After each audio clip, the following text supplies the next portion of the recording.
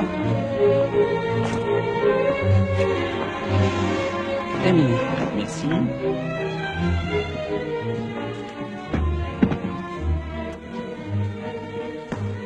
C'est à vous. Bonjour. Bonjour, asseyez-vous. Vous appelez comment? Émilie Muller. C'est votre vrai nom? Oui. Vous êtes comédienne? J'ai joué un petit rôle une fois au théâtre, il y a très longtemps, mais on ne peut pas appeler ça comédienne. C'est tout? Oui. Pas de film? Non, jamais. Des auditions? Non, c'est la première fois. Pas d'école? Pas de cours d'art dramatique? Non, je suis désolée. Comment vous avez appris qu'on cherchait une comédienne? C'est une amie, elle voulait que je l'accompagne. Elle a beaucoup insisté, puis finalement c'est elle qui n'est pas venue. Vous êtes venu quand même? Oui, à cause de l'histoire. Enfin, le scénario. Cet homme coincé dans une pièce et cette femme qui court le monde de sa place, ça m'a beaucoup touchée. Est-ce que vous pourriez me montrer ce qu'il y a dans votre sac à main? Dans mon sac. Oui? Mais Vous ne voulez pas? Allez-y, allez-y. Ah si, d'accord. Vous trouvez peut-être ça indiscret? Non, non, pas du tout. En fait, vous voulez que je vide mon sac? Je fais comment? Ben, vous tirez un objet au hasard et puis vous me racontez ce que ça fait dans votre sac, ce que ça vous évoque. D'accord, on va tourner. Tout le monde est prêt? Moteur? Ça tourne. Allons. Émilie Muller, première. Bon, j'y vais là. Vous savez, il n'y a rien d'extraordinaire. Un porte-monnaie. Un poudrier.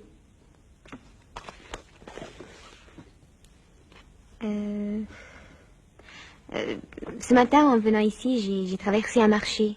Il y avait des fruits de toutes les couleurs et des pommes. Des pommes rouges et vertes. Comme je m'étais arrêtée pour les regarder, le marchand en a pris une et me l'a donnée, voilà.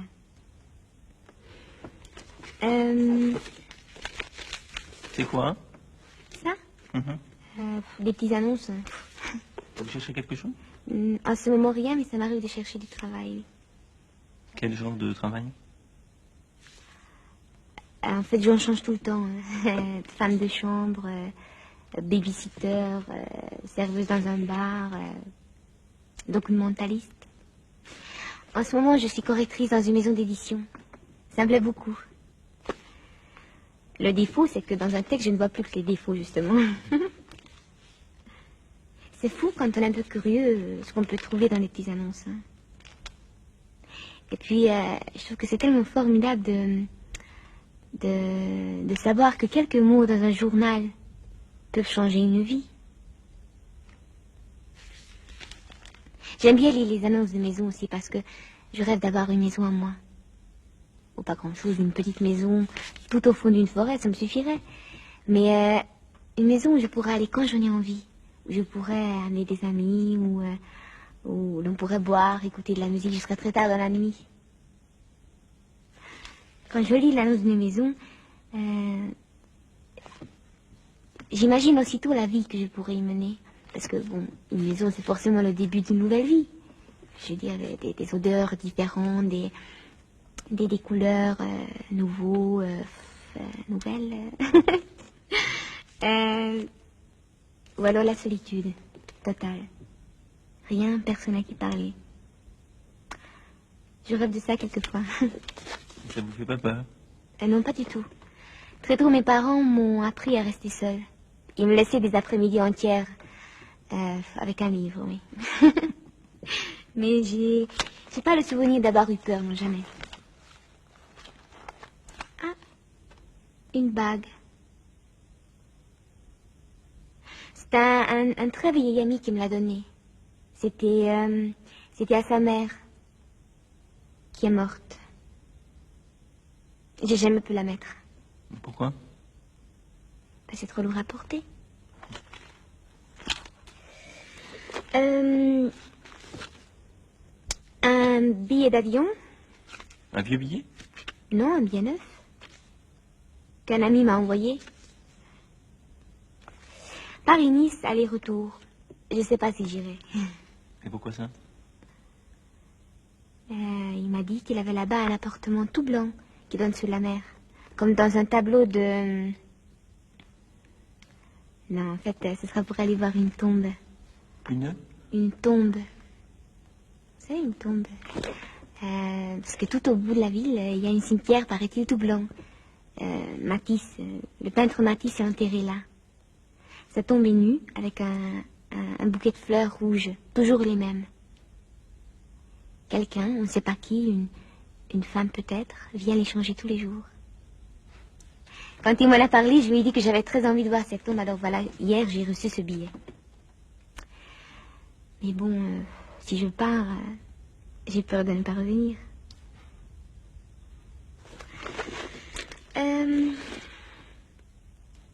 Un petit carnet pour noter. Pour noter quoi? Ou une histoire, un bout de rêve, une phrase que j'ai lue dans un livre.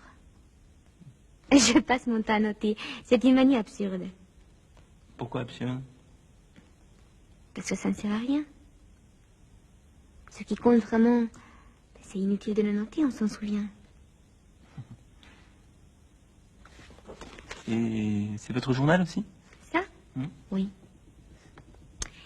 J'écris tous les jours, je m'oblige à écrire tous les jours, c'est comme un travail. J'écris ce que je vois, ce que je fais, des gens que je rencontre, tout. Et vous n'avez pas peur qu'on le lise? Ah si, l'autre jour, j'ai perdu un de mes carnets. Carnet, oui. Depuis ça, j'arrête pas de faire des cauchemars. Je rêve qu'on le retrouve, qu'on vient me demander des comptes sans arrêt. Et il y a des choses terribles, des choses que je n'ai jamais dites à personne. Vous pourriez me lire quelque chose comme ça? Enfin, au hasard?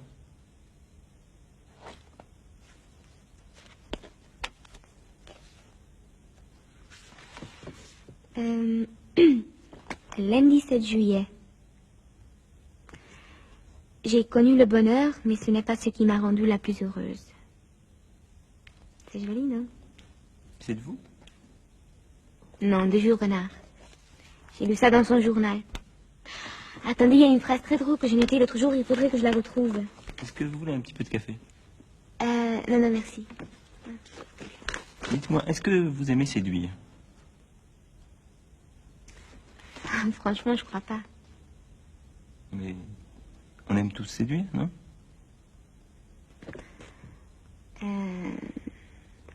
C'est moi, c'est plutôt le désir de l'autre qui me séduit. C'est-à-dire? Oui, dès qu'on me montre un peu d'intérêt, un peu d'attention, je n'y résiste pas. Je voudrais faire autrement, mais je peux pas, c'est plus fort que moi. Mais les hommes doivent en profiter, non? Alors je les laisse tomber. C'est très inattendu parfois. Par exemple? Je sais pas, il peut souffler d'un mot, d'un geste. Pour eux, c'est sans importance, mais pour moi, c'est suffisant. Ça suffit pour que je me rende compte qu'il n'y a rien de commun entre nous. Et après, vous les revoyez plus? Ah non, ça je peux pas. Les gens que j'ai aimés, je cherche toujours à les revoir. J'ai toujours besoin de savoir ce qu'ils font, ce qu'ils sont devenus. Même si je les vois pas pendant des mois, c'est le fait simplement de savoir qu'ils sont là, quelque part. Que là où ils sont bien et qu'il suffit d'un signe pour qu'on se retrouve. Vous pouvez pas imaginer, c'est important. En cherchant à effacer quelqu'un de sa vie, c'est finalement un peu de sa vie qu'on efface. Et puis, la vie fait déjà tout pour séparer les gens, alors...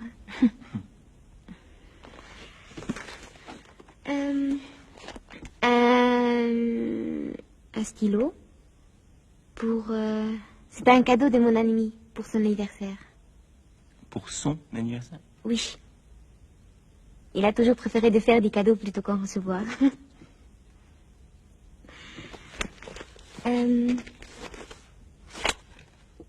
Une carte postale d'une amie. Ça fait très très longtemps que j'avais pas eu de ses nouvelles. Elle vit au Brésil, à Sao Paulo. Depuis 5 ans, elle est bonne sœur. là, elle m'écrit pour me dire qu'elle a tout abandonné et qu'elle vient de se marier avec un prêtre. Si je pouvais, je prendrais le premier avion. Il reste des choses? Est-ce qu'il y a encore oui. Une carte de bibliothèque, une carte de donneur d'organes. De quoi? Ah oui, des donneurs d'organes. Si je meurs, je fais don de mes organes. Ça, je n'en prends presque jamais, mais je l'ai toujours sur moi à cause des insomnies.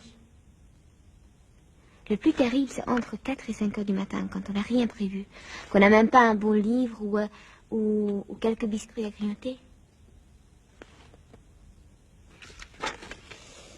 Paquet de cigarettes. Vous fumez beaucoup? Moi, je fume pas.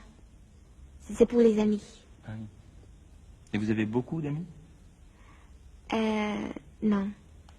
J'ai un ami, justement, qui a une théorie là-dessus. Il dit que l'être humain a une capacité limitée d'avoir des amis. Que si vous en ajoutez un nouveau, il en chasse un que vous aviez déjà. Je suis d'accord, je crois que dans une vie, on ne peut avoir que 2 ou 3 amis. Et encore. Mais quelles sont les qualités qui vous touchent le plus chez un homme? Qui me touche le plus? Qu'il puisse être touché, justement. Qu'il puisse admirer aussi, c'est important d'admirer. Mais bon, c'est pas valable seulement pour les hommes. Je crois que j'aime encore plus quelqu'un s'il est capable d'être ému. C'est vrai. Et votre ami, il a cette qualité? Je crois, oui. Et quels sont ses défauts? Émilie Müller, deuxième. On est obligé de reprendre parce qu'on n'avait plus de pellicule. Donc, on parlait de votre ami et je vous demandais quels étaient ses défauts. Ah oui, c'est faux. Je n'ai en connais qu'un seul, mais il est terrible. Lequel? Tout le monde l'aime et lui, il n'aime personne. Continuez. Un calife. Ah, c'est une harmonica. On dit un ou une harmonica? Un, je crois. Une épingle à nourrice, un vieil agenda. Vous avez un livre sur vous? Un livre? Oui, toujours. Vous pouvez me le montrer? C'est quoi? C'est un livre de souvenirs. Je ne dis plus que ça. Et des biographies, des journaux intimes aussi. Il faut que je sois sûre que ce que je lis a été vécu par quelqu'un. Sans ça, le livre me tombe des mains. Là, ça, c'est un livre d'un écrivain américain. À un moment donné, il explique que sa mère est morte sans avoir jamais rien lu de lui. Vous savez pourquoi? Parce qu'à chacun de ses livres, il se disait que le prochain sera meilleur. Donc, le digne d'elle. C'est magnifique, non? En fait, je lis très peu de livres en entier. Je saute toujours d'un à l'autre, d'une page à l'autre tout le temps. Mais pourquoi? Est-ce que vous avez déjà rencontré la femme de votre vie? Pardon? Oui, la femme, celle qui, au premier regard, remplace toutes les autres. Bon, imaginons que vous la cherchez, que vous la connaissiez pas. Vous êtes seulement d'une seule chose, c'est que quand cette femme sera là devant vous, pour la première fois, il n'y aura aucun doute, ce sera elle que vous allez chercher. Eh bien, la lecture, c'est pareil.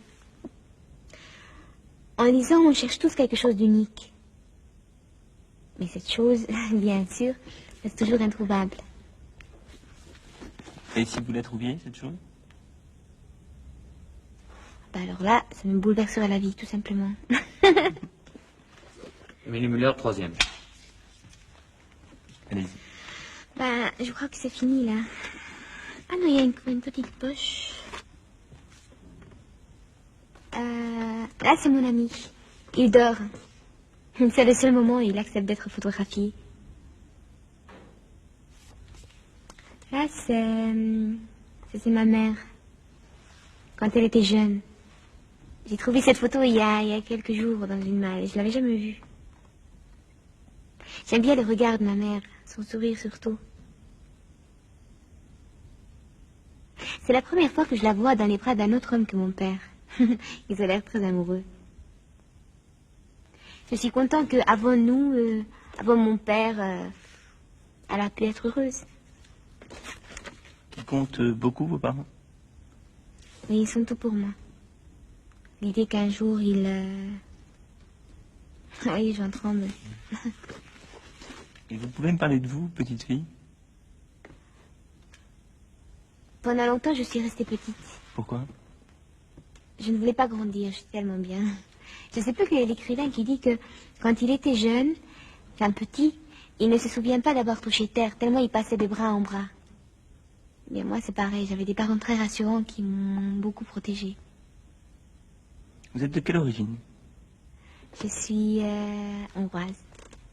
Vous pouvez me dire quelque chose comme ça en hongrois? Un poème, par exemple? Vous n'avez pas compris grand-chose. Pas grave.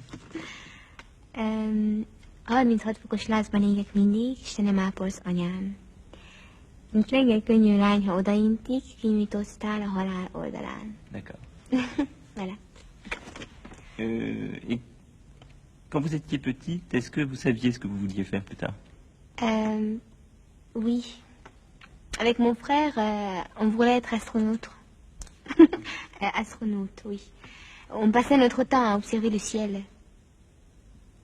On nous aurait proposé de partir pour Vénus ou Mars ou Jupiter. On aurait été fous de joie, on serait partis tout de suite. Ça s'est pas fait? Non. Allez savoir pourquoi. Mais on peut couper. C'est fini, voilà, les 15 minutes sont passées. Déjà? Ben, merci beaucoup. Au revoir. Au revoir. Vous n'oublierez pas de vérifier les coordonnées dehors auprès du jeune homme qui est dans le couloir. Hein. Comme ça, on vous rappellera D'accord. dans une semaine.